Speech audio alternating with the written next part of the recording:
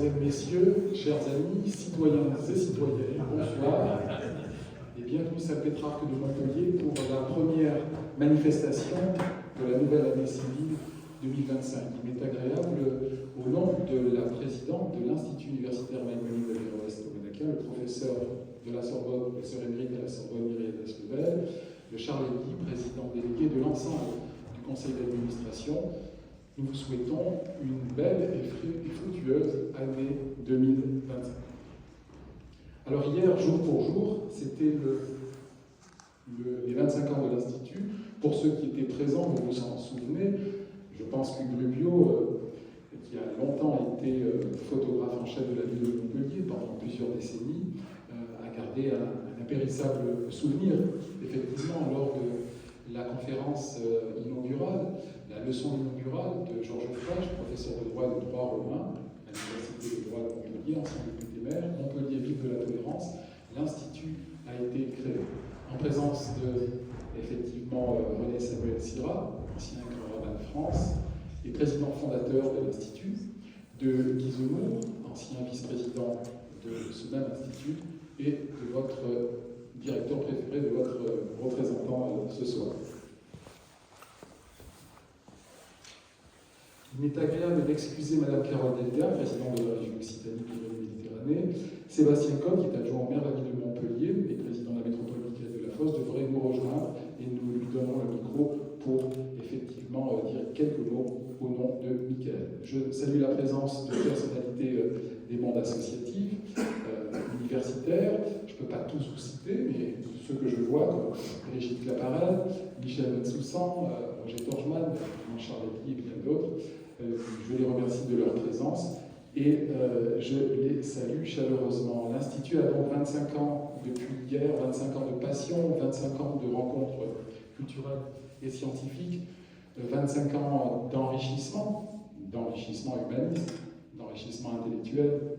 Quelle belle idée que celle des professeurs René Samuel Syrah et Georges Frege, tous deux universitaires, qui ont doté Montpellier d'une structure sur les études juives, sur les bords de la Méditerranée, sur les bords de Yamatirod en hébreu, de Mare Nostrum en latin, un institut d'études juives petit, mais qui a agrandi son champ de compétences depuis 2016 aux religions filles du judaïsme, de la loi mosaïque, christianisme et islam.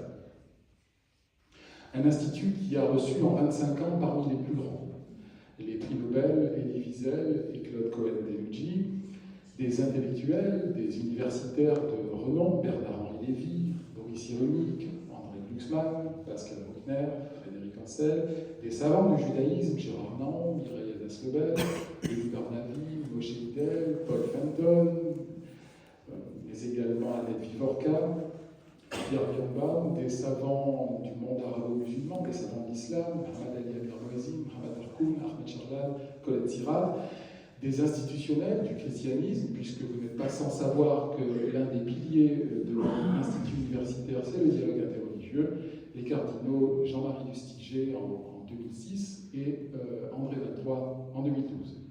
Avec toujours le même moteur, dépassionner les débats qui sous-tendent nos sociétés actuelles par une analyse la plus objective possible, la plus distanciée possible, proposée par des universitaires, des érudits, des spécialistes des questions posées, avec dans le rétroviseur de l'histoire le mikvé médiéval, le bain rituel juif de Montpellier, qui est l'un des plus anciens mikvahs autoropéens retrouvés, qui fait la fierté de notre ville, qui est l'un des deux plus anciens monuments religieux de la ville, bijou de l'art roman, l'un des rares mikvahs sur le vieux continent retrouvé.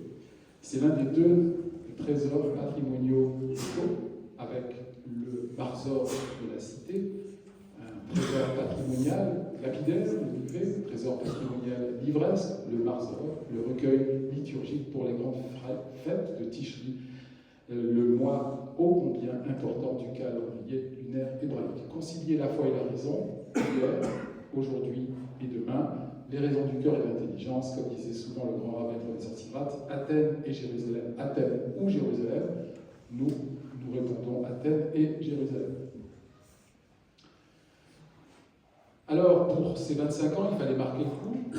Nous allons vous concocter avec Charles Eddy et Roger Torgeman, Claudine Benouliel et l'ensemble du conseil d'administration une deuxième partie du 25e anniversaire sur la saison 25-26 qui sera encore plus prestigieux que cette saison. Mais également, nous avons décidé de vous proposer un mini-feuilleton à la découverte de l'ensemble culturel et médiéval de Montpellier, puisque Montpellier a cette chance quasi unique, peut-être avec Rouen, de posséder les plus anciens vestiges juifs français, avec la maison sublime rouennaise, la synagogue, les restes de la synagogue retrouvés en sous-sol lors de fouilles pour construire un parking. Nous avons la plus ancienne synagogue hexagonale, en tout cas les restes de la Beit Knesset. Eh bien, à Montpellier, vous le savez désormais, à force de vous le répéter, nous avons le bâtiment synagogal le mieux conservé. D'après un document archivistique de 1277, nous avons la synagogue, la Beit Knesset, la maison de l'aumône, en latin la Domus Eleusine, en hébreu la Beit Tzedaka, la maison de prière, la Beit Knesset, la synagogue, donc, et le mikvé, le bain rituel juif, qui est l'un des rares retrouvés en France et en Europe. Ce mini-feuilleton qui va être découpé en 25 vidéos, 15 épisodes, il y aura plusieurs parties, commence bien évidemment avec le mikvé, à la source de Montpellier, à la source du judaïsme, à la source du monothéisme. On a déjà tourné 6-7 épisodes avec la salle basse de la synagogue, possiblement la salle des femmes selon le chanoine des Grefeuilles. On a réalisé aussi une petite vidéo sur l'emplacement de la salle haute de la synagogue, la salle présumée selon Astrid Uzel. Et dans les épisodes prochains, nous proposerons une autre vision de l'ensemble synagogal médiéval, celle de l'archéologue Christian Markiewicz, qui voit non pas la synagogue du côté de Dom Profiat, mais du côté de la salle des Trois Arches. Et nous vous expliquerons pourquoi. Bref, c'est des querelles d'archéologues, d'historiens, peu importe que la synagogue était là ou un mètre à côté, que ce soit la salle des femmes, la salle des hommes, le Beit HaMidrash, la Yeshiva ou la maison du rabbin. C'était là que les psalmodies des cénacles de savants hébraïsants résonnaient, ad libitum, et je pense que vous en apprendrez beaucoup sur l'histoire de la communauté juive locale et au-delà même sur l'histoire des Juifs d'Occitanie, sur l'histoire des Juifs de France. Alors, avant de donner la parole à notre ami Loris, qui nous fait l'honneur et l'amitié d'être présent parmi nous ce soir, dont j'ai fait la connaissance lors d'un débat à Midi Libre en juin dernier, un remarquable débat pour lequel d'ailleurs avait participé Michael Delafosse, revenir mais brièvement sur la genèse de l'Institut Maïmonide. La dernière fois, avec Charles et Guy, on a parlé de la création de l'Institut Maïmonide, mais j'aimerais que nous revenions sur la genèse. Dans les séries américaines, les films américains, on dit on va faire un film, le préquel, avant ce qui s'était passé. Ça a été créé en janvier 2000. L'Institut a été implanté en avril 2000 par Georges Frêche et René Séguin-Sirat. Mais comment ça a commencé? Il était une fois, dans les années 90, Michel Bensoussan, qui était, et qui est toujours, présidente du Centre communautaire et culturel juif de Montpellier, devenu Centre culturel juif Simone Veil, qui me demande d'animer la table ronde de la journée de Jérusalem. Ce que j'accepte bien volontiers. J'avais fait mes armes à l'Union des étudiants juifs de France. C'est une belle responsabilité qu'elle m'avait donnée et j'étais d'ailleurs membre du conseil d'administration du centre. La thématique qu'on avait choisie, Michel, c'était Jérusalem terrestre, Jérusalem céleste. Alors, j'avais invité 4 intervenants, le grand rabbin, le professeur Sirat, bien évidemment, le journaliste Victor Malka, je crois qu'il y avait Yigal Balmor de l'ambassade d'Israël à Paris, et je crois que c'était tout.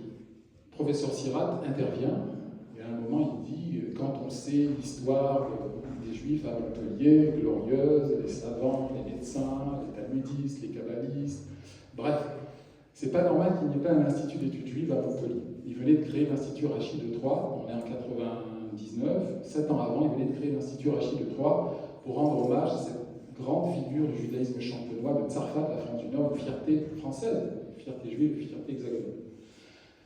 À peine avait-il fini son propos, était-il descendu de la tribune, que Georges Frêche, qui était arrivé en cours de débat, le prend au mot et lui dit « Monsieur le professeur, monsieur le grand rabbin, créez une structure et je vous aide. » C'est ainsi qu'a été créé l'Institut Maïmonide.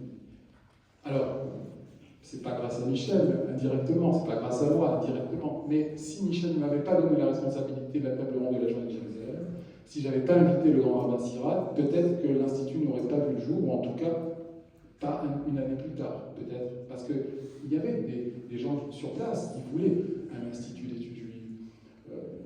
Guy Zemmour voulait une structure où on étudierait à nouveau les textes sacrés du judaïsme, la parole révélée sinaïtique et les commentaires des rabbins, le Talmud. Bon. Mais en tout cas, voilà, c'est intervenu en 99-2000 à l'occasion de la venue à Montpellier du professeur Sirat lors de la journée de Jérusalem du Centre communautaire culturel de Montpellier.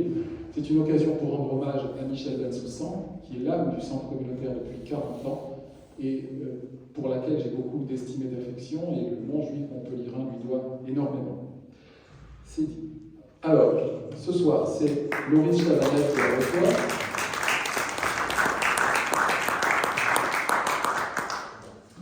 C'est un jeune et brillant historien.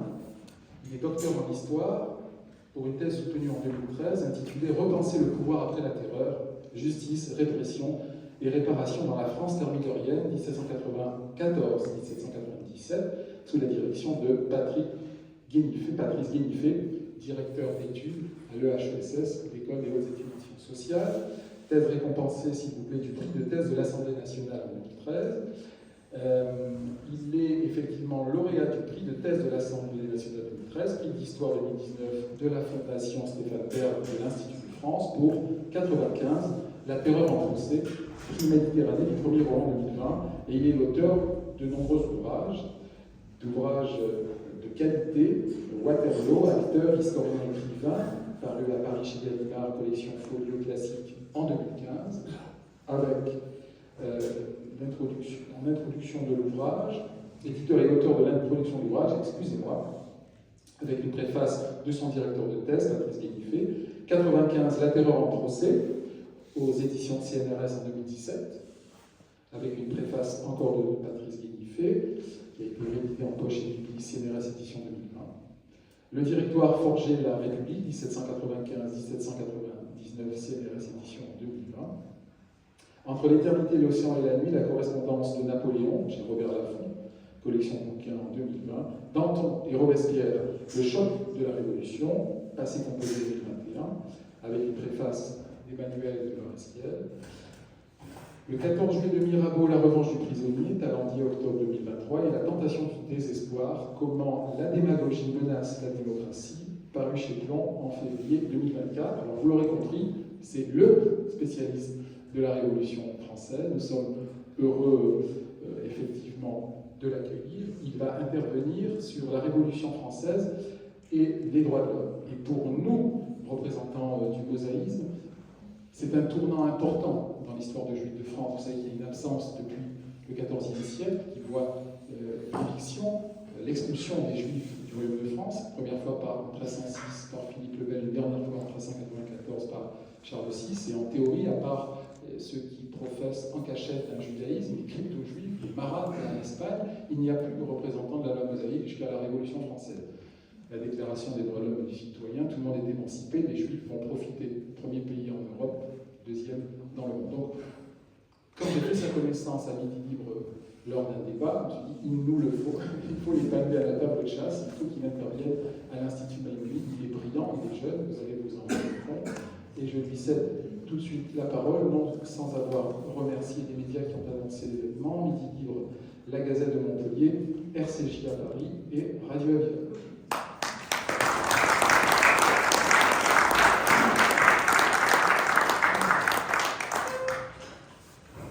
Bonjour à toutes et à tous, merci d'être présents dans cette si belle salle Pétrarque qui nous ramène à la Renaissance et on va voyager au XVIIIe siècle jusqu'à aujourd'hui, je l'espère.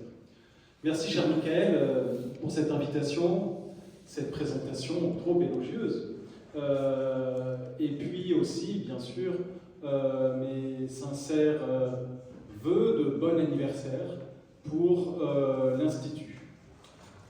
Je suis natif de Montpellier, baptisé à Bouzigues, et donc j'habite à Paris.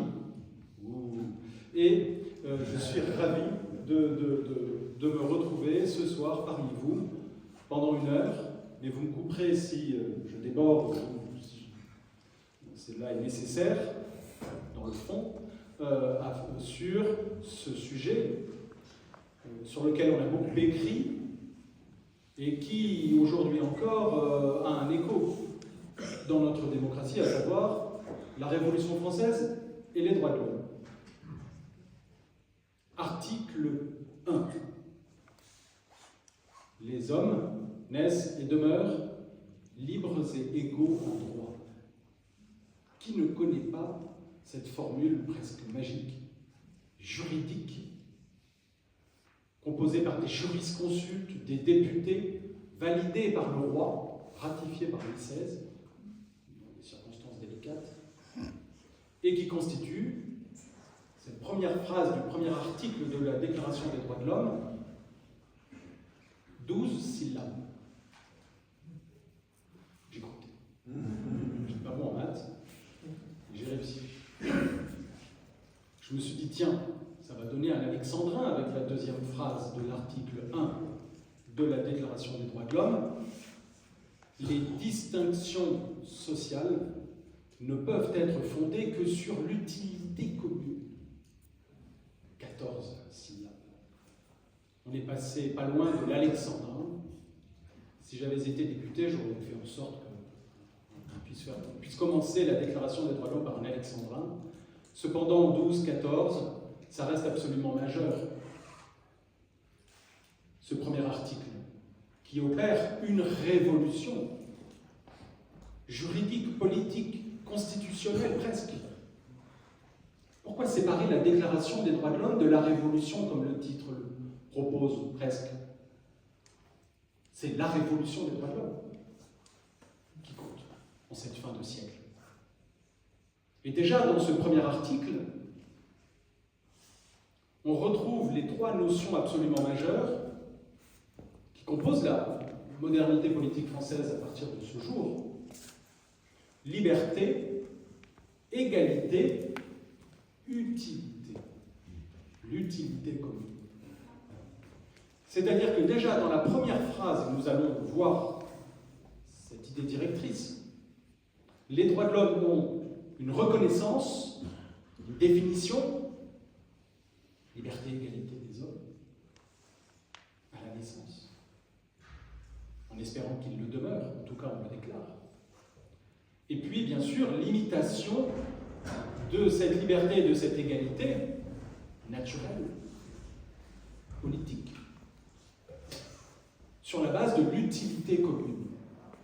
C'est un principe avec une limite. Ce qui est déjà l'esprit même de la Déclaration des droits de l'homme. Alors je vous disais, afin de débattre de cette question, je suis de Montpellier, même si j'ai perdu l'accent. Il faut dire, j'ai connu l'exode rural à Paris quand j'avais 1 an, donc j'ai pas eu le temps encore mais je compte bien revenir récupérer cet accent qui a été une injustice presque de me faire disparaître du midi. Je n'ai pas eu la liberté d'avoir l'accent méridional à la naissance. Et donc, oui, natif de Montpellier, et je me souviens absolument de cet été 2002 qui a compté de façon absolument majeure dans ma décision d'étudier la Révolution française. Je m'en souviens comme si c'était hier, c'était à Bouzic, dans notre résidence, où mon grand-père m'offrait l'histoire des Girondins d'Alphonse de Lamartine. 3 volumes, édition originale, magnifique. C'était un prêt, non un don. Il y comptait beaucoup. Je le comprends. Et c'est à partir de ce moment-là, il y a donc plus de 20 ans, j'avais un peu plus de 20 ans, j'avais la vingtaine, que j'ai découvert cet esprit de la Révolution française, mêlant le littéraire, le politique. Quelle langue le 19e siècle, Lamartine, la poésie.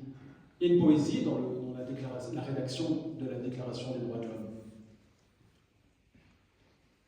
Je crois que c'est Flaubert ou Stendhal qui disait qu'il lisait toujours un extrait de la Déclaration des droits de l'homme avant d'écrire, tellement avait un caractère synthétique, d'évidence, de beauté pure de la langue française. Et donc, mon grand-père, Albert Cox, qui était avocat à Montpellier, qui m'avait offert cet ouvrage, L'histoire des Girondins. Je pense que certaines parmi vous ont peut-être dû connaître mon grand-père. Et il en a divorcé peut-être quelques-uns d'entre vous. Et donc, il était avocat, féru d'histoire, et il était d'origine allemande, né en Sarre, arrivé par hasard dans un train dans le midi de la France. Il avait participé à créer l'un des premiers réseaux de résistance français à Metz, où il a grandi. Et un jour, j'apprends à son enterrement cette anecdote.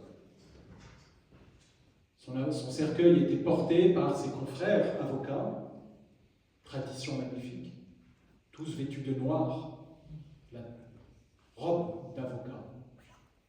Tout comme les députés du tiers-état qui étaient eux aussi habillés en noir, tout comme les prêtres. C'est un cycle. Tout comme vous, cher ami.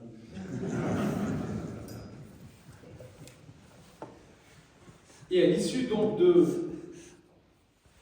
ces funérailles qui m'ont bouleversé,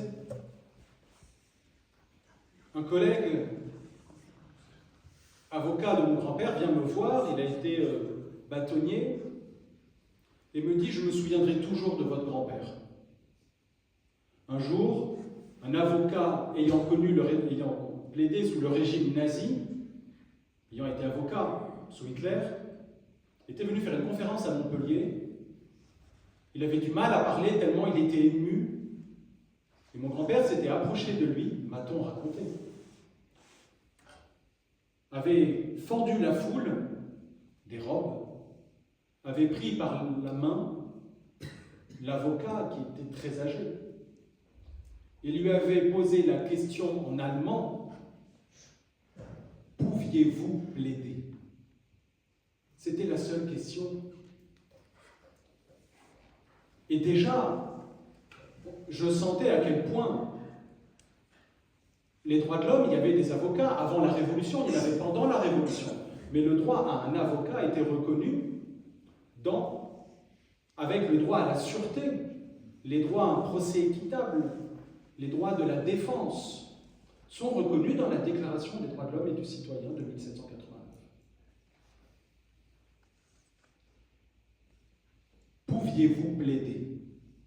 Eh bien aujourd'hui, on va essayer de traverser cette interrogation sur la Révolution française, les droits de l'homme, en épousant le parcours de quelques avocats, de quelques grands orateurs, grandes figures, grands destins de notre roman national.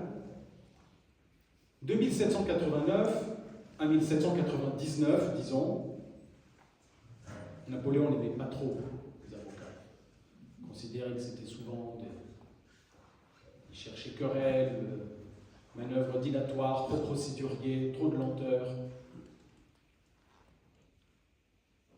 Et donc, effectivement, Révolution française, droits de l'homme, avec cette interrogation que je voudrais voir avec vous, comme fil conducteur, non pas le récit du contenu de la Déclaration des droits de l'homme, vous n'avez qu'à la lire, vous en pénétrez, vous en imprégnez, mais au contraire, l'aventure de la Déclaration des droits de l'homme. Qui l'a pensée, comment elle a été reconnue, comment et pourquoi, à un moment donné, sous la Révolution française, elle a été violée. Et si elle a été violée, l'a-t-elle été en conscience? C'était pourtant les mêmes qui l'avaient adoptée. Entre la Terreur et 1789, se passe à peine 3-4 années. C'est rien. C'est même pas un quinquennat. Encore que certains passent plus longuement que d'autres. Mais en tout cas, je veux m'interroger sur cette question essentielle en droit, en politique, en littérature, entre l'idéal et la réalité, entre la proclamation d'idéaux, contenue dans cette déclaration des droits de l'homme, et la difficulté de gouverner dans une période trouble, guerre intérieure, guerre extérieure. Comment appréhender ce mouvement des idées et des hommes? Alors je disais, ce n'est pas la première fois sous la Révolution française que l'idéal, la promesse, sera confronté à la violation ou la réalité d'un gouvernement dans une crise. En réalité, si vous prenez l'histoire, je connais moins bien la Torah, mais dans l'histoire catholique, certains prêtres ont dénoncé la violation de l'Évangile lors de l'Inquisition aux Indes. C'est le fameux traité de Las Casas, brève relation de la destruction des Indes, où Las Casas expliquait à sa hiérarchie, aux évêques, aux politiques, aux rois, la conquête et l'évangélisation du Nouveau Monde se font au prix du sang et du reniement de nos valeurs. La question se posait de savoir si les Indiens pouvaient avoir une âme. Et Las Casas, au nom de l'égalité universelle des hommes devant Dieu, disait qu'ils avaient une âme. Ils devaient, les Indiens, être reconnus comme des individus autonomes, doués de la raison, de l'esprit. Cela a donné l'occasion d'une immense controverse de Valladolid. Ça, c'est pour l'histoire. L'Inquisition interrogée par un prêtre. De même, plus tard, au XIXe, on retrouve Dostoïevski, la légende du grand inquisiteur.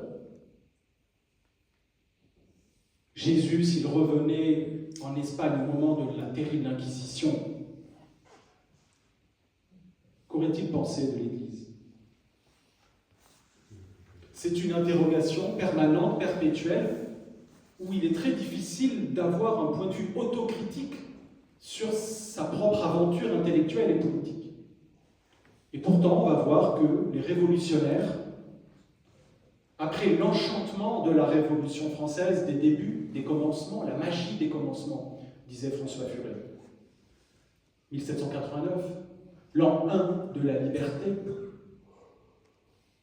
la fête des droits de l'homme, déclarée universellement, puis le désenchantement de la terreur. En à peine 3-4 ans, tout ce sang versé. Et puis, c'est ce qu'on verra enfin, le réenchantement de l'idéal des droits de l'homme après la fin de la terreur. Période sur laquelle j'ai donc travaillé, j'ai rédigé une thèse. Vous l'avez cité, Charles Kell. On étudie en général ces deux moments solsticiaux de la Révolution, 89 et 93, Mirabeau et Robespierre, la déclaration des droits de l'homme et la guillotine, comme disait Balzac.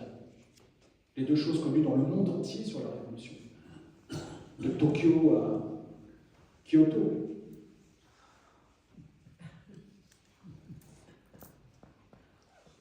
Et la Révolution française interroge sur cet écart abyssal entre la promesse et les réalisations, ce que disait tout simplement Alexis de Tocqueville. Rares sont les moments dans l'histoire de l'humanité où il y a un tel enchantement et un tel désenchantement. Il faut imaginer, moi quand j'étudie l'histoire de France dans les sources, les archives, je m'intéresse toujours beaucoup au caractère, aux individus qui traversent ces événements, à leurs émotions. Vous avez parlé tout à l'heure, le cœur et l'intelligence. C'est très difficile d'essayer d'appréhender comment ces êtres-là ont vécu les événements. Et c'est vrai que j'ai étudié ces figures que sont Danton, Robespierre, Mirabeau. Et à chaque fois, j'ai essayé de comprendre les torpeurs qui les habitaient, les silences qui les possédaient, ces fantômes qui les guettaient, les réveillaient, la responsabilité qui les habitait.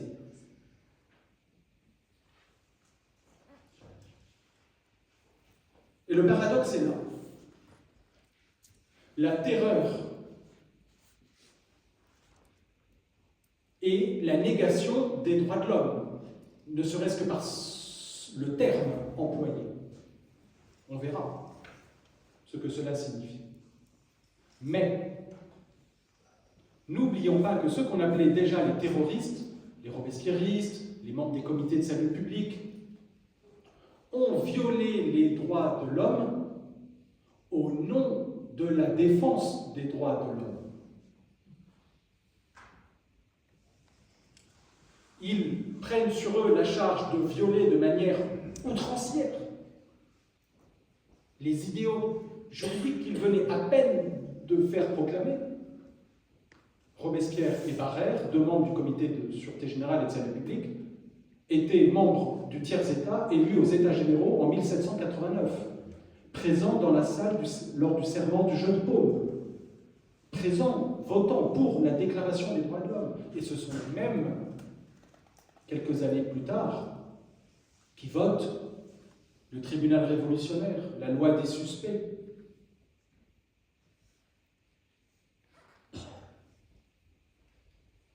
Et donc, Robespierre a cette phrase célèbre pour définir au cœur de la terreur son projet.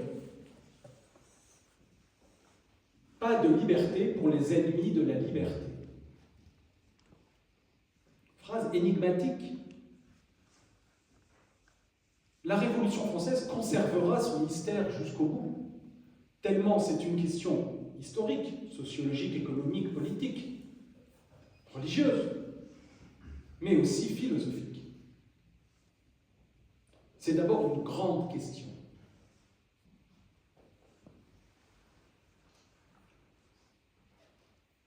Et au lieu donc de traiter le contenu en détail de la Déclaration des droits de l'homme et de la naissance, des origines de l'état de droit, nous allons voir cette aventure. L'aventure commence en réalité, nous sommes dans la salle Pétrarque, avec la Renaissance. Puisque c'est sous la plume de Grotius, Pufendorf, des auteurs du XVIIe siècle, l'un est hollandais, l'autre germanique, qu'est repensée ce qu'on appelle la théorie du droit naturel. C'est très complexe, je vais essayer d'être simple, mais vous verrez à la fin, ça sera quand même très complexe, par ma faute. Aristote avait conçu un système de droit naturel qu'on appelait la justice distributive, rendre à chacun ce qui lui revient. Chacun a une place sociale dont il ne peut s'extraire dans la société et il bénéficie d'autant de droits proportionnellement à sa fonction sociale.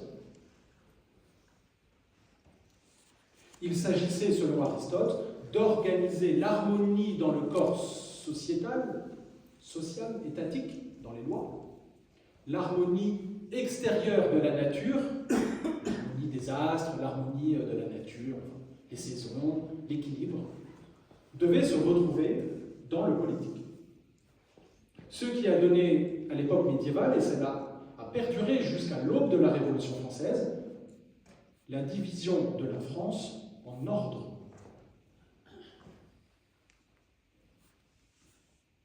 Tiers-État, ceux qui produisent. Noblesse, ceux qui combattent. Clergé, ceux qui prient. Les trois besoins d'une société.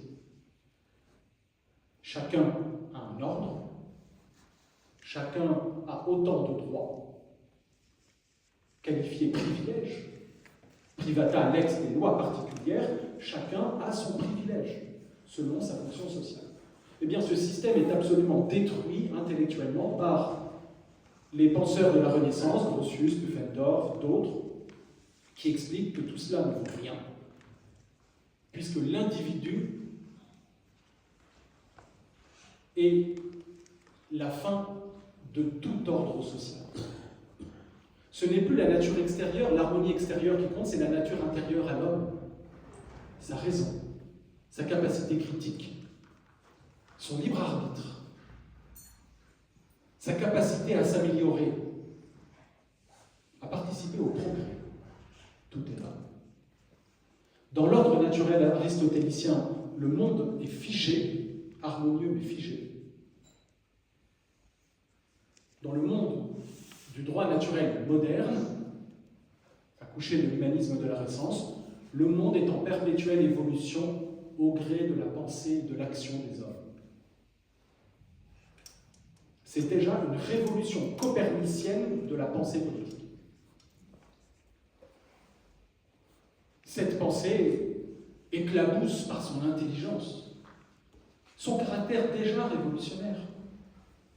Tout le XVIIIe siècle, ce qu'on appelle les Lumières, ce qu'on appelle les encyclopédistes, le siècle de la raison.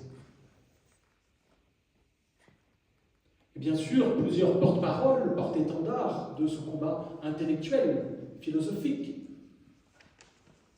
parfois contre l'arbitraire, le despotisme de l'État, des rois, parfois contre l'intolérance des autorités religieuses de l'époque. Parmi eux, on retrouve d'Alembert, Diderot, Voltaire, Rousseau avant Montesquieu, et combien d'autres qu'on pourrait citer. Même un prêtre, l'abbé Morlaix, que j'aime beaucoup, Voltaire l'appelait Morlaix. Morlaix, ça s'appelait M-O-R-E-2-L-T, mais Voltaire, quand il lui écrivait, il disait « Ah, vous êtes monsieur Morlaix, M-O-R-D-S-L-E-S. » Si vous avez raison au nom des droits de l'homme et de la vérité philosophique, vous devez mordre, vous devez vous battre pour ces idées. Et quand on prend chacun, en réalité, beaucoup ont été incarcérés. Diderot, arbitrairement, pour ses pamphlets, ses travaux, incarcérés au donjon de Vincennes, par lettre de cachet, c'est-à-dire sans procès, sans définition de l'accusation, c'est-à-dire du motif d'arrestation, et pour une durée indéterminée. Imaginez-vous cela. Et Voltaire est enfermé à la Bastille. Il en tirera un ouvrage que j'idolâtre presque, L'Ingénu, très romantique d'ailleurs. Voltaire dans L'Ingénu. L'histoire d'un pauvre Indien d'ailleurs, qui vient de Terre-Neuve, Canada, qui fait naufrage, qui se retrouve accueilli par des nobles bretons, les Saint-Yves. L'ingénu tombe amoureux de mademoiselle de Saint-Yves, qui tombe bien sûr éperdument amoureuse de l'ingénu. L'ingénu va demander à Versailles à pouvoir épouser cet aristocrate. Pas de chance, la personne à qui il s'adresse est elle-même amoureuse, un méchant baron, amoureuse de mademoiselle de Saint-Yves, et l'ingénu est jeté dans un cachot aux oubliettes à la Bastille. Il finira par en sortir, et en sortant, il se dit, même chez moi, dans mes forêts, ça ne se passe pas comme ça. Même en Angleterre, ça ne se passe pas comme ça se passe comme ça nulle part, d'incarcérer les gens sans raison. Péché d'amour, est-ce qu'on enferme un motif amoureux? Et l'ingénu découvre ensuite, je vais aller jusqu'au bout de cette histoire, L'ingénu découvre qu'en réalité, c'est Mademoiselle de Saint-Yves qui a sacrifié sa vertu, vous lisez entre les lignes, en obtenant la libération de l'homme qu'elle aime. Elle dépérit parce qu'elle a perdu son honneur, ensuite, même si elle a retrouvé l'ingénu, elle dépérit et elle meurt de malheur. Imaginez-vous aussi, je parlais d'émotion, les gens qui lisent l'histoire de l'ingénu et de Mademoiselle de Saint-Yves et qui savent qu'en France encore, il y a des gens frappés de lettres de cachet. Il faut lutter contre. Il faut abolir les privilèges, abolir les injustices, abolir les lettres de cachet. Il faut réformer la France, l'État, les lois. Et si l'on ne veut pas que les lois puissent faire mal, que ce soit un législateur républicain, monarchiste ou autre, il faut limiter la violence et la capacité de nuire du pouvoir en lui fixant des bornes, c'est-à-dire une déclaration des droits de l'homme que chaque gouvernement sera obligé de respecter, quels que soient les impératifs, parce que ces droits sont inaliénables, imprescriptibles et sacrés. Il n'y a pas de plus puissant levier pour impulser ce mouvement de réforme que le sentiment d'injustice. C'est par la négation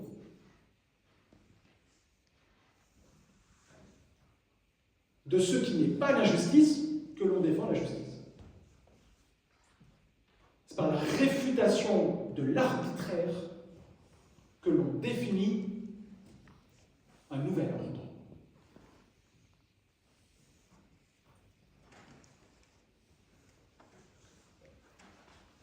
C'est ainsi que, dans le contenu de la Déclaration des droits de l'homme, se retrouve le droit à la sûreté, le droit à un avocat, le droit de faire appel, la séparation des pouvoirs, le droit de résistance à l'oppression, le droit de résister à l'arbitraire quand il vous frappe. C'est le sens, d'une certaine manière, symbolique de la prise de la Bastille, de notre 14 juillet, dont je suis assez las d'entendre des bouches folles attaquer notre fête nationale au motif qu'il n'y avait que 7 prisonniers dans les donjons de la Bastille. C'est vrai qu'il n'y en avait que 7. On en a inventé un 8e, il n'a jamais existé. Il y avait donc plus de tours à la Bastille que de prisonniers. Mais comment oublier que Voltaire y était? Comment oublier l'ingénu? Comment oublier tous ces hommes et ces femmes qui ont souffert de privation de liberté? L'image née à ce moment-là, le masque de fer, jeté aux oubliettes. Bon, pour certains, c'était très avantagé d'être allé à la Bastille. C'était un brevet de patriotisme, de défense des droits de l'homme. Ils étaient relativement bien traités, les Voltaire et les Morlaix. Voilà, que ce soit dit quand même. Mais pour tout le monde, ce n'était pas le cas. Donc le symbole de la prise de la Bastille, c'est bien sûr la souveraineté populaire, en armes, affrontant les balles et les canons crachés par les assiégés, mais c'est aussi la destruction du symbole de la prison de la Bastille. N'oublions pas les deux. Vous savez, souvent les historiens ont tendance à entrer magnifiquement, spécieusement dans le détail et perdre de vue l'ensemble. Et parfois, ils se targuent de réfuter des courants, des interprétations historiographiques pour être marginales vendre un livre, si vous voulez, ou un projet de financement universitaire. C'est nécessaire l'innovation, attention. Mais nous n'oublions pas les racines. La pédagogie, les symboles.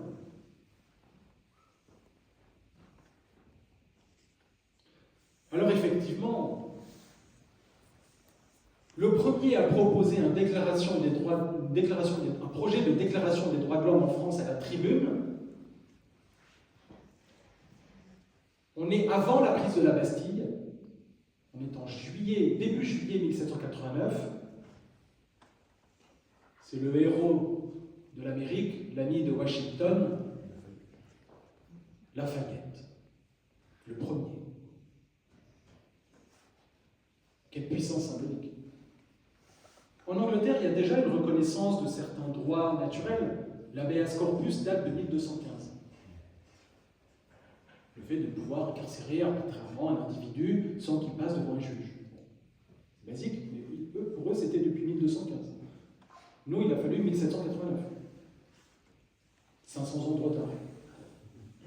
Si je sais compter. Un peu plus. Lafayette propose un premier projet de déclaration des droits de l'homme et les bureaux s'organisent. Il y a plusieurs bureaux parlementaires créés afin de savoir quel projet retenir. Il y a plusieurs projets, c'est une cacophonie absolue.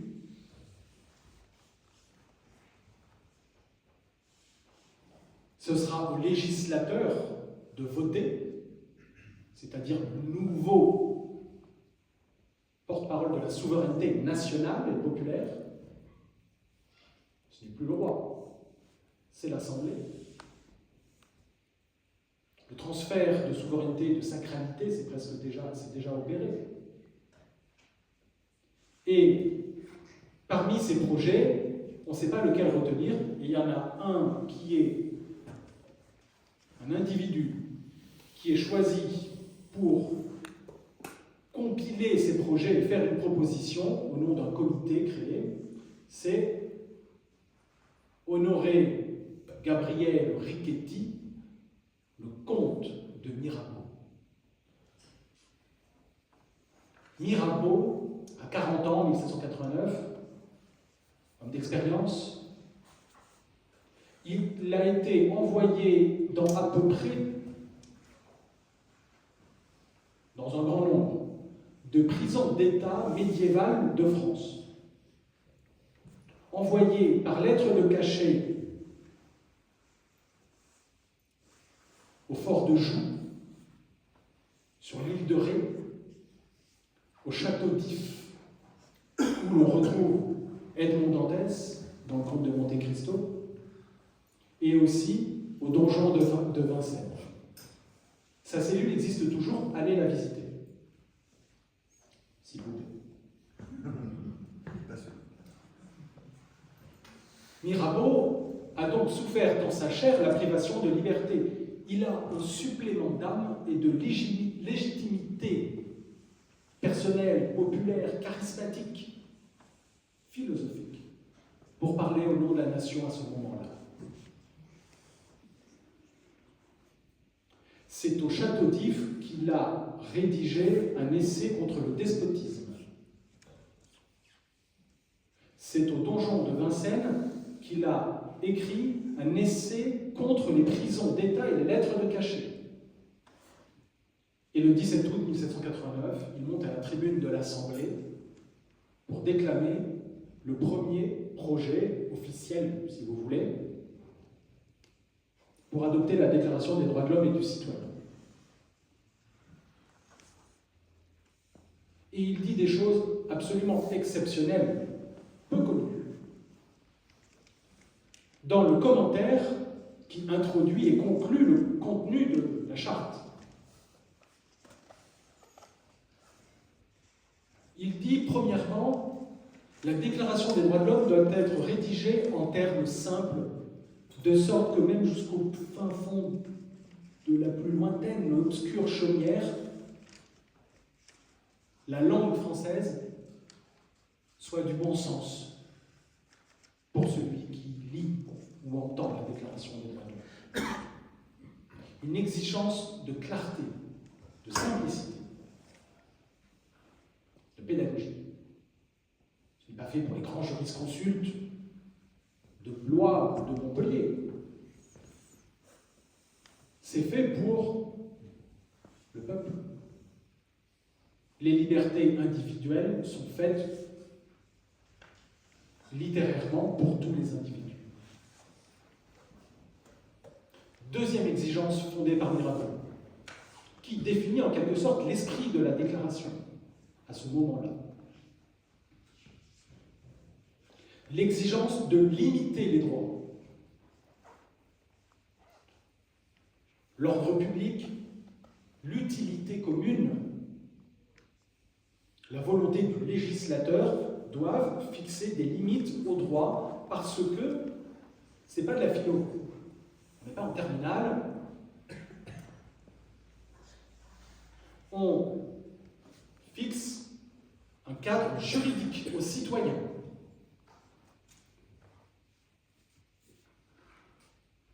Donc chaque droit est limité. Il est non seulement limité, mais troisièmement, pour Mirabeau, il faudrait même que la Déclaration des droits de l'homme soit adoptée en même temps que la Constitution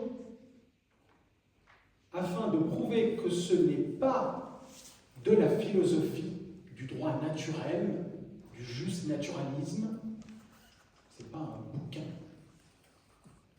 C'est un code juridique. Et Mirabeau ajoute, or, toute disposition juridique est par essence vouée à évoluer.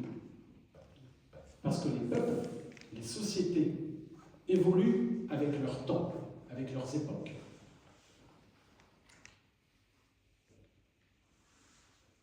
Aujourd'hui, c'est l'inverse. On se sert du philosophisme de la Déclaration des droits de l'homme pour interpréter à peu près comme on veut, jurisprudentiellement par les juges, son esprit à la Déclaration des droits pour l'adapter aux mœurs, à la société. Ça se fait aujourd'hui par le juge. La loi doit toujours respecter l'esprit de la Déclaration des droits de l'homme puisqu'elle est composante du bloc de constitutionnalité.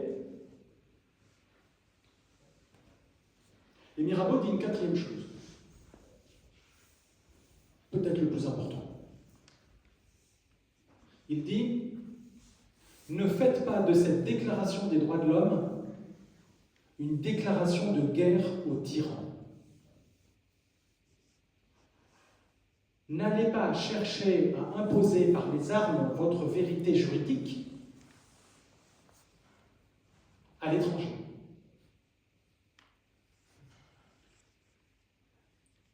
Parce que sinon, premièrement, ça ne fonctionnera pas. Robespierre le dira lui-même. Plus tard, les missionnaires armés font de mauvais missionnaires. Une phrase de Robespierre. Il était contre la guerre, déclarait l'Europe. Et Mirabeau dit encore que la beauté, la puissance, le ravissement, l'enchantement de la Déclaration des droits de l'homme de 1789 voyagera par la pensée, par l'imprimerie, et va convertir les peuples du monde entier sans qu'on ait besoin de leur livrer la guerre. Imaginez-vous la puissance de ce qu'on appelle un homme d'État, c'est celui qui anticipe ce qui va se passer. Ça, les grands hommes. C'est pour ça que c'est Mirabeau qui est entré le premier au Panthéon, qu'on a créé pour lui à sa mort, en avril 1791. Je cite une phrase de Mirabeau. « Elle vous sera due, cette époque fortunée, où tout prenant la place, la forme, les rapports que lui affirme l'immuable nature des choses, la liberté générale bannira du monde entier les absurdes oppressions qui accablent les hommes, les préjugés d'ignorance et de cupidité qui la divisent, les jalousies insensées qui tourmentent les nations, et fera renaître une fraternité universelle sans laquelle tous les avantages publics et individuels sont si douloureux et si précaires. En même temps que la beauté des langues de la Déclaration des droits de l'homme, disons qu'il y a aussi celle de l'orateur du peuple, Mirabeau.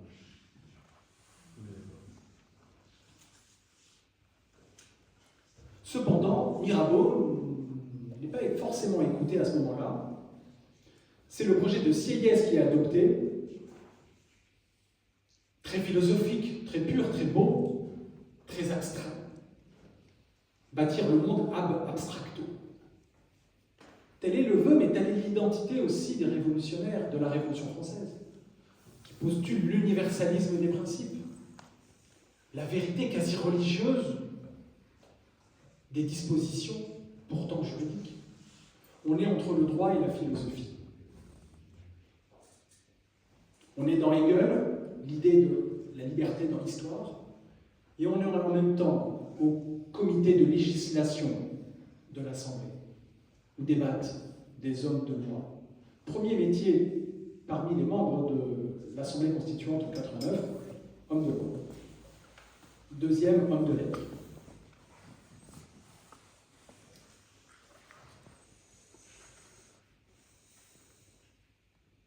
Ensuite, il y a l'application de la Déclaration des droits de l'homme.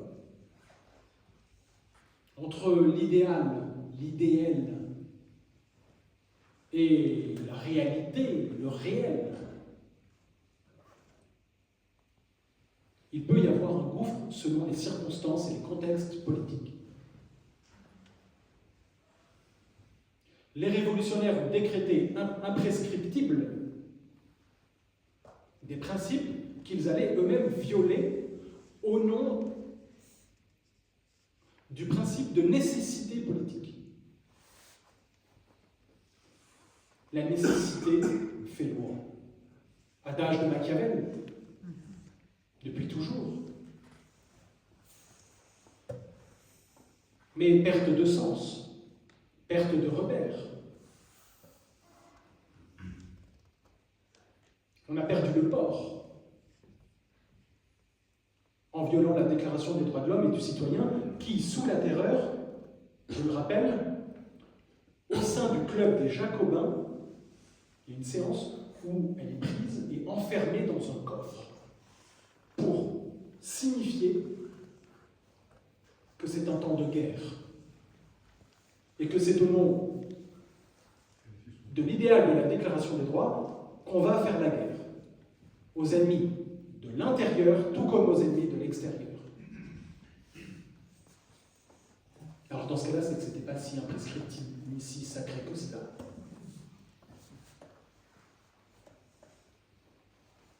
Dans ce cas-là, on est toujours dans le cabinet de Richelieu, avec Machiavel.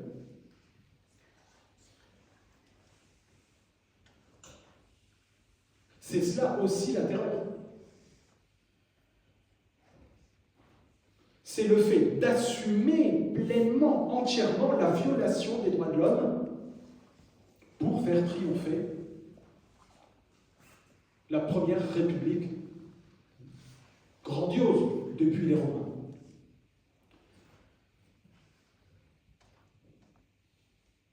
Robespierre était d'ailleurs qualifié par Camille Desmoulins de commentaire vivant de la Déclaration des droits de l'homme.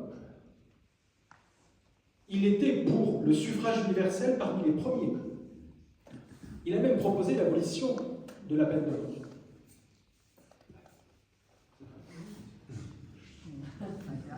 C'était avant que la France ne soit en guerre.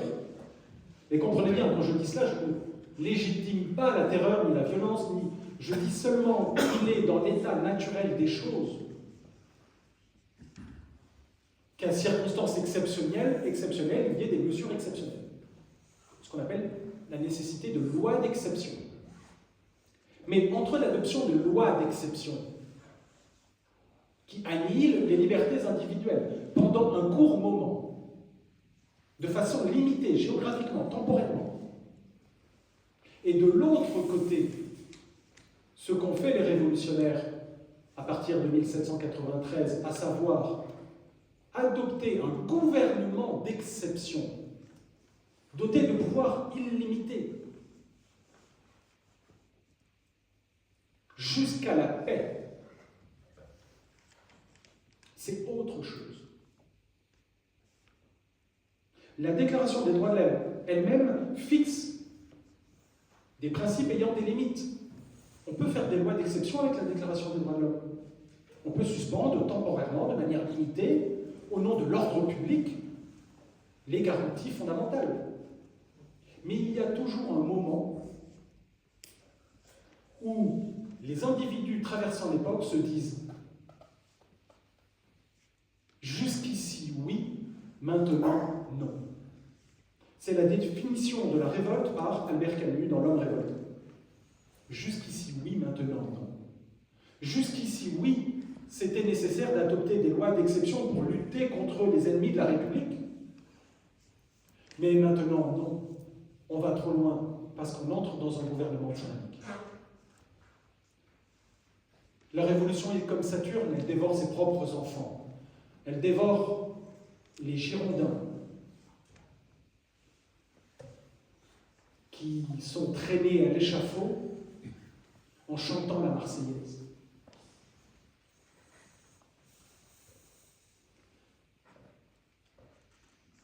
De même, les dantonistes sont traînés à l'échafaud alors qu'ils ont défendu parmi les premiers les droits de l'homme. Camille Desmoulins est celui qui a appelé le premier à l'insurrection en juillet 89. Danton est celui qui a proposé le premier l'adoption de la République et l'abolition de l'esclavage. Ce sont ces hommes-là qui sont aussi envoyés à l'échafaud. Dans la tête des citoyens, l'opinion publique évolue. On se dit, jusqu'ici, oui, c'était légitime. Mais maintenant, non, c'est despotique. L'opinion publique. Qu'est-ce que c'est l'opinion publique? C'est l'addition des opinions individuelles fonctionnant essentiellement émotionnellement, et cette émotion est bâtie essentiellement par la réfutation de quelque chose que l'on considère injuste et ignoble.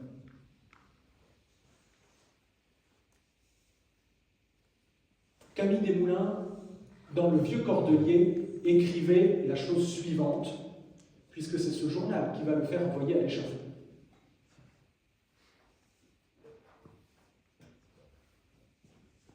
La liberté, c'est le bonheur, c'est la raison. C'est l'égalité, c'est la justice, c'est la déclaration des droits. C'est votre sublime constitution. Voulez-vous que je la reconnaisse, que je tombe à ses pieds, que je verse tout mon sang pour elle? Ouvrez les prisons à ces 200 000 citoyens que vous appelez suspects. Car dans la déclaration des droits, il n'y a point de maison de suspicion, il n'y a que des maisons d'arrêt. Le soupçon n'a point de prison, mais l'accusateur public. Il n'y a point de gens suspects, il n'y a que des délits, il n'y a que des prévenus de délits fixés par la loi. Et ne croyez pas que cette mesure, ouvrir les prisons, serait funeste à la République. Ce serait la mesure la plus révolutionnaire que vous eussiez jamais prise. C'est pour ces mots, rédigés le 20 décembre 1793, qu'il est envoyé à l'échafaud 4 mois plus tard, en avril 1994.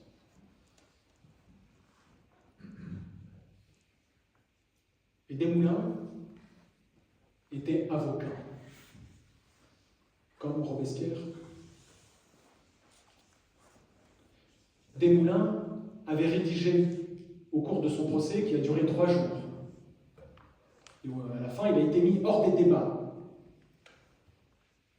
Procès politique, simulacre de justice, juré trié, accusateur partial. Les membres des comités étaient présents derrière les présidents du tribunal pour souffler le jugement. Camille Desmoulins est donc exclu du tribunal révolutionnaire parce qu'on dit que Danton et lui auraient insulté les juges. Et Camille Desmoulins, qu'est-ce qu'il fait, l'avocat? Il prend la défense qu'il avait rédigée et qu'il comptait lire pour se défendre, et il la jette au nez de ces juges. Et elle est passée à l'histoire, parce que quelqu'un, petite souris, témoin oculaire, qui a vu le morceau de feuille, a ramassé ce chiffon de bois et l'a transmis à l'histoire. Et à l'intérieur, il dit ceci, Camille Desmoulins. Qu'est-ce autre chose que mon procès que le duel de l'empereur Commode dans le Colisée avec un homme blessé se battant avec un fleuret garni de liège? Les droits de l'homme, en termes de justice, c'est mettre à égalité la défense et l'accusation. L'accusateur a des droits, le parquet a des devoirs. Les accusés et les justiciables n'ont pas moins de garanties. Pouviez-vous plaider? Il n'y a pas un jour que j'enseigne à la Révolution française aux étudiants sans que j'essaie de leur transmettre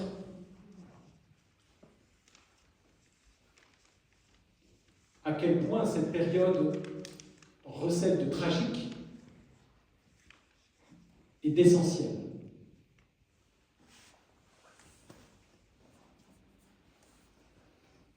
Camille Desmoulins monte sur l'échafaud et quelques mois plus tard, en juin 1994, un décret est pris, sinistre décret du 22 Prairial en 2. Désormais, la seule défense des accusés, ce sont les jurés. Fini les avocats. Toujours pas d'appel, ce pourvoir. Procès inique, par la partialité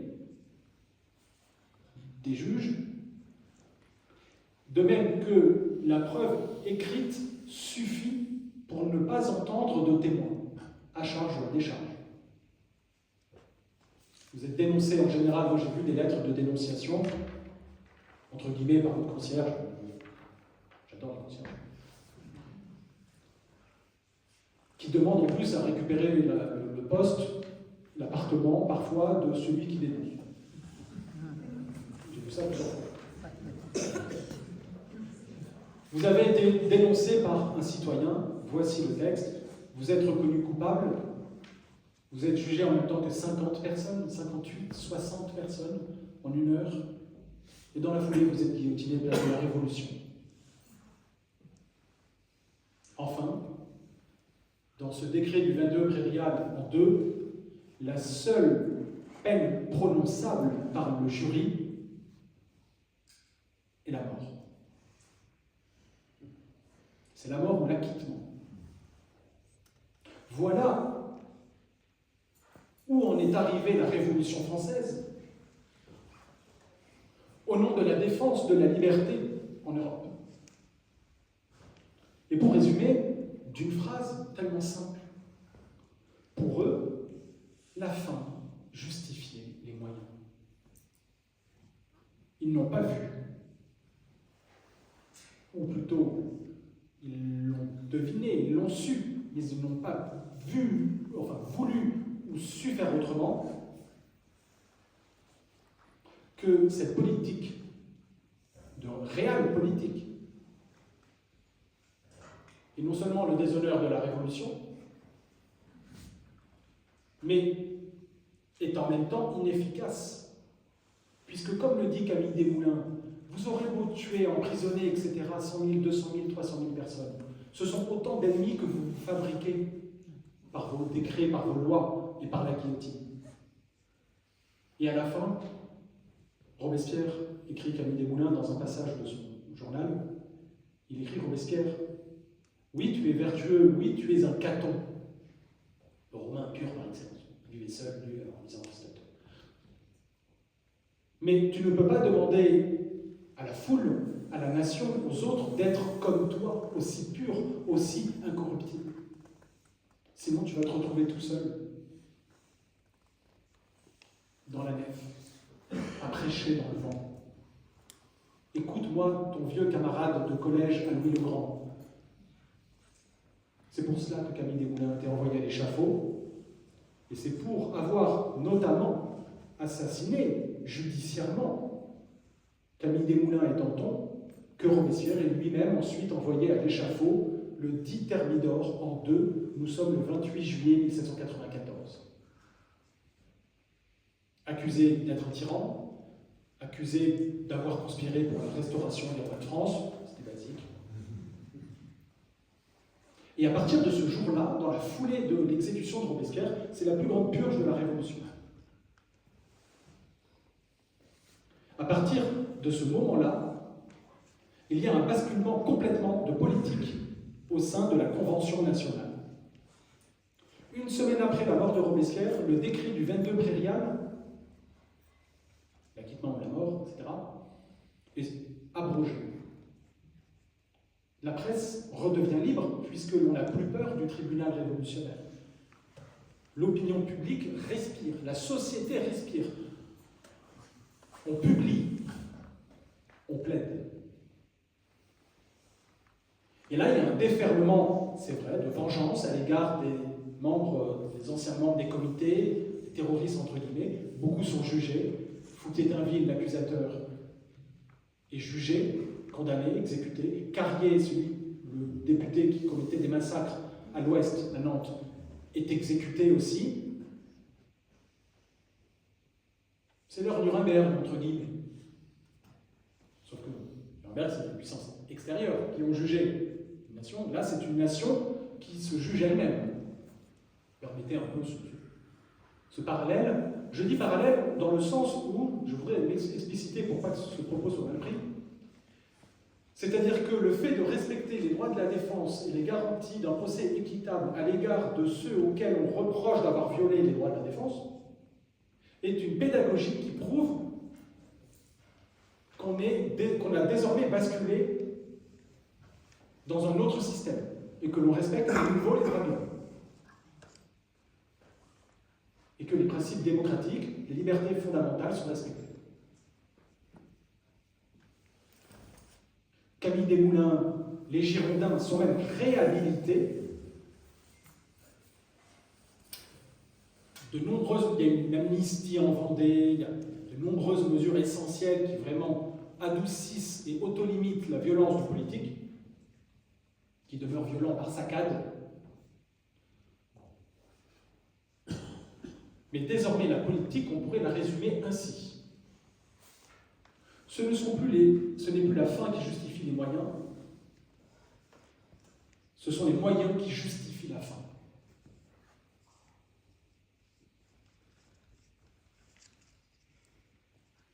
Et c'est là le cœur de mon intervention d'aujourd'hui. Si la fin est trop exigeante, régénérer absolument les individus pour en faire des hommes nouveaux, des citoyens spartiates, dévoués à la République, sacrifiant leurs intérêts privés au nom de l'intérêt général, prêts à mourir pour la patrie.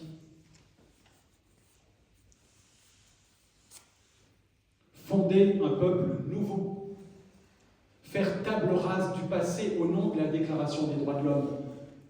C'était le projet de régénération politique et philosophique de 1789 et de la Première République. Cette régénération était ultra exigeante pour faire simple. La fin recherchée était quasiment inaccessible, selon ce que disait Camille Desmoulins. Tout le monde ne peut pas être comme toi, Robespierre, aussi pur. Les hommes sont égoïstes par nature. Ils ne sont pas forcément bons, comme le disait Rousseau. Et si on doit éliminer tous ceux qui sont mauvais, tu vas en éliminer un paquet. Des égoïstes et des individualistes. Et donc, sous la terreur, les moyens étaient violents parce que l'on recherchait une fin elle-même idyllique. Ce que dénonce Hannah Arendt dans la Révolution française. Et Tocqueville aussi. Le projet que n'a pas la Révolution anglaise, la Révolution américaine, mais qu'a la Révolution par contre bolchevique, ou c'est le nazi, comme dira François Furet, hein, qui dira que les totalitarismes se ressemblent de ce point de vue. Ils veulent transformer les individus comme si c'était de la matière brute qu'on pouvait tailler, comme du marbre. Eh bien non, ça ne marche pas, ça n'a jamais marché. Et cela nécessite des moyens d'une telle violence qu'en fait, ça ne peut pas marcher non plus de ce point de vue-là. D'où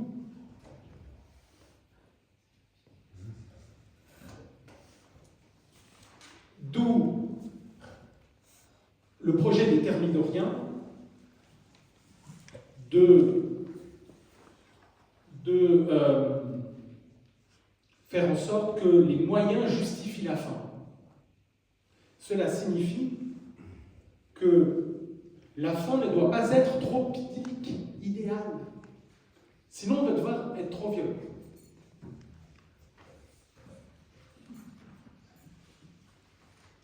C'est pour cela que sous le Directoire et Thermidor, on va qualifier cette république de république bourgeoise. Napoléon dira la république des avocats, pour moquer le Directoire. C'est sûr que, comme il disait, ce sont les avocats qui commencent les révolutions, mais ce ne sont pas eux qui les terminent. Pensant les militaires les terminent.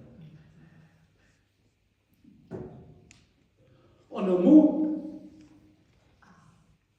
la question avec la tentative thermidorienne, c'est-à-dire après la mort de Robespierre, c'est une tentative de réenchantement de la Révolution, après le désenchantement de la terreur, réenchanter la Révolution en renouant avec la promesse de 1789. C'est ça l'aventure de la Déclaration des droits de l'homme que je voulais vous raconter. C'est la nécessité de proportionner toujours la fin aux moyens. Et les grands rêveurs, c'est pour cela qu'ils sont souvent de grands violents. Parce que leur rêve nécessite une grande violence. Après la terreur, on renoue avec l'esprit de 1789 en ce sens où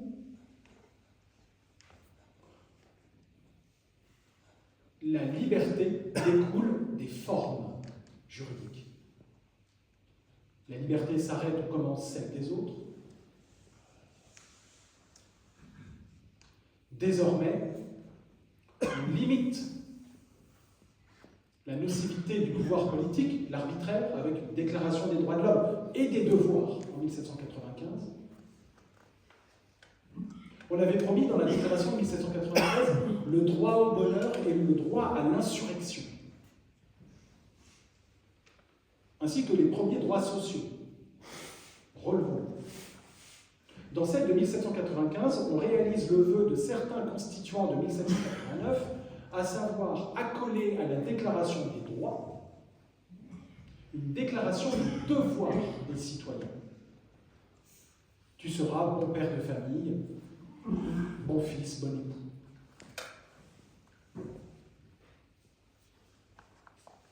C'est dans le procéduralisme juridique que se retrouve l'équilibre et l'héritage de la Révolution française. Un droit écrit.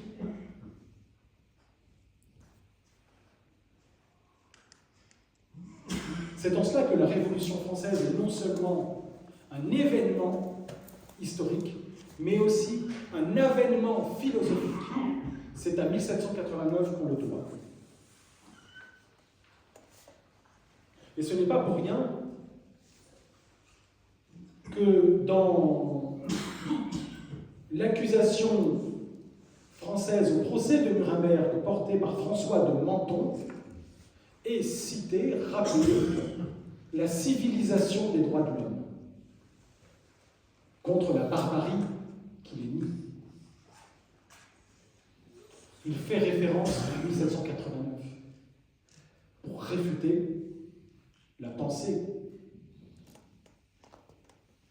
du nazisme. Il la réfute intellectuellement pour la réfuter juridiquement.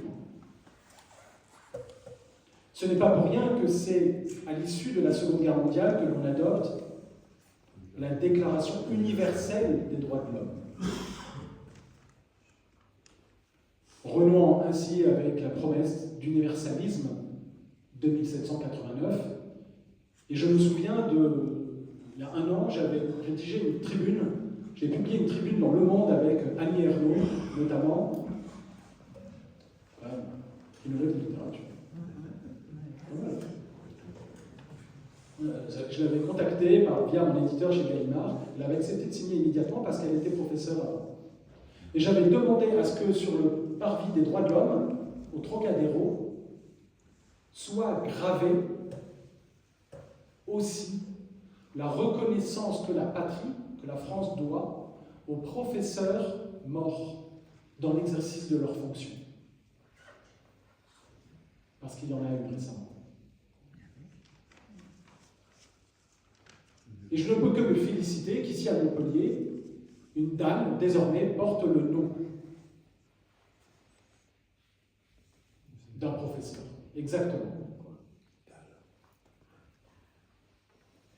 Et aujourd'hui, en conclusion, c'est mon dernier mot, je voudrais avoir une pensée toute simple aussi pour ceux qu'on appelle les martyrs des droits de l'homme, en particulier pour un intellectuel qui est aujourd'hui embastillé, Boualem Sansal, au nom de la liberté d'expression. Bravo à lui.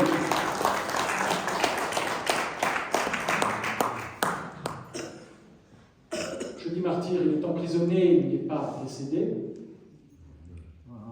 Comme quoi, l'universalisme des droits de l'homme, il y a un abîme entre l'idéal, parfois, et la cruelle réalité. Mais ce soir, relevons la promesse et finissons avec l'enchantement des droits de l'homme. Merci à vous.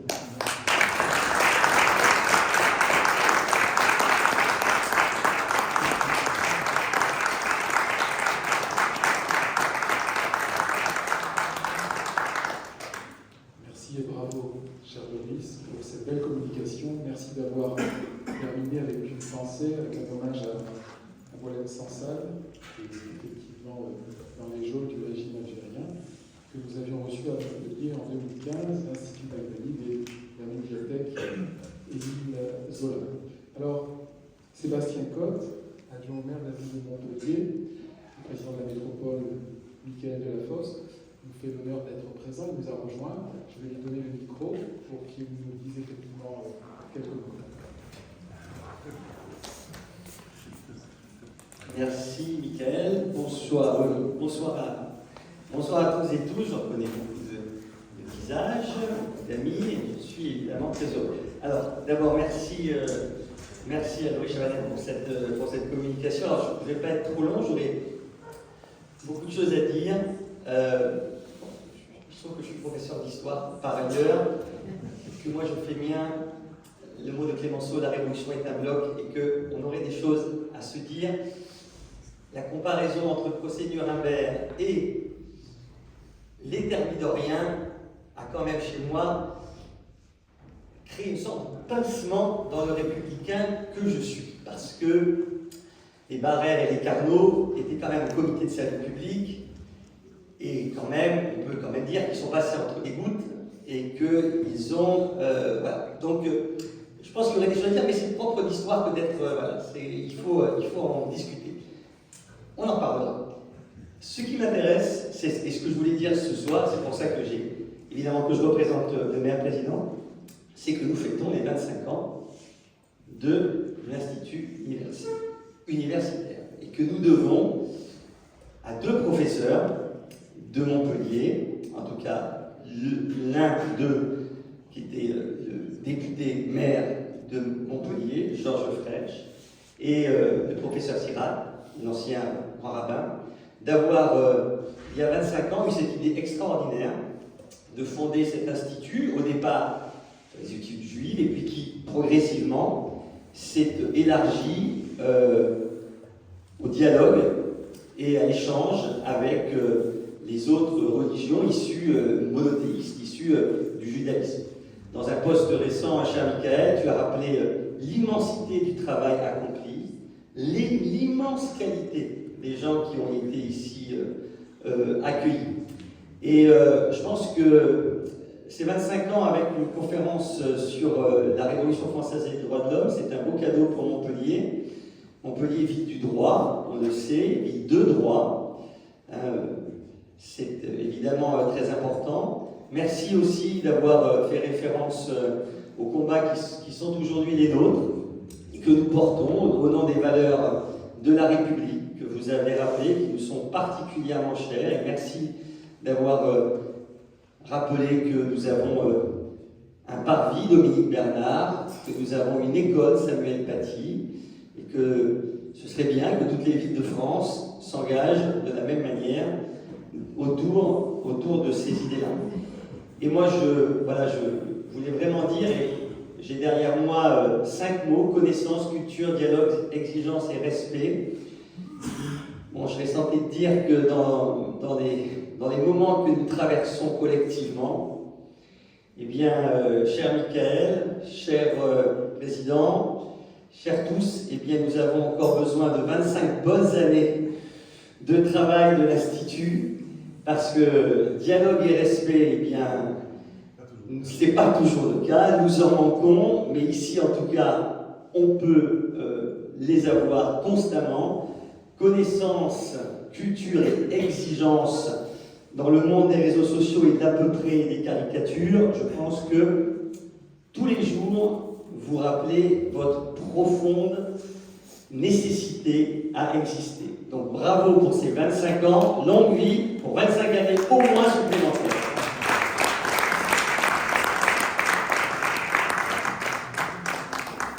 Merci de tout cœur, Sébastien, pour ces mots à l'oreille. Alors effectivement, on va bientôt lever la séance. Non sans vous avoir rappelé que Loris va dédicacer ses ouvrages grâce à la librairie La Cavale. Merci chaleureusement André Moutot, qui est un des responsables de cette belle librairie qui monte et qui est par ailleurs président de l'FJHL et l'un des responsables de ce beau salon du livre des Montjuifs depuis l'an 2000, chaque automne. Vous précisez ou vous rappelez, peut-être l'ai-je déjà fait en décembre dernier, que 3 manifestations supplémentaires de qualité se sont rajoutées. Très prochainement, le 11 février, l'universitaire montpelliérain Christian Amalou, professeur émérite à Paul Valéry, va nous présenter en primeur, ce sera, je pense, la première fois à Montpellier, un livre sur Mitterrand et la culture. Donc, il sera un écho dans notre ville montpelliéraine, dans notre cité montpelliéraine. Le 28 avril. Le 28 avril, c'est Brigitte Stora, qui est docteur en histoire, qui vient de publier sa thèse L'antisémitisme, un meurtre intime, sujet d'actualité. Et enfin, le 4 juin, 3e conférence qui s'est rajoutée, notre ami Frédéric Ancel, que l'on ne présente plus, bien évidemment, est un ami de Michael Delafosse, reviendra à Montpellier et présentera lui aussi son dernier ouvrage, Les voies de la puissance. Alors, quand on voit effectivement qu'un accord est proche entre Israël et le Hamas, comme par hasard juste avant l'intronisation de Donald J. Trump, quand on voit ce qui s'est tramé récemment en Syrie, je pense que écouter et surtout entendre Frédéric Ancel nous sera précieux. Mais je finirai en tout cas par vous annoncer la prochaine conférence, lundi prochain, même lieu, même heure, avec Sabine Mottadel, le philosophe, qui nous présentera une communication d'Ibn Rushd, au nom latinisé d'Averroès, à Spinoza. Merci encore à Loris Chabalet pour sa venue.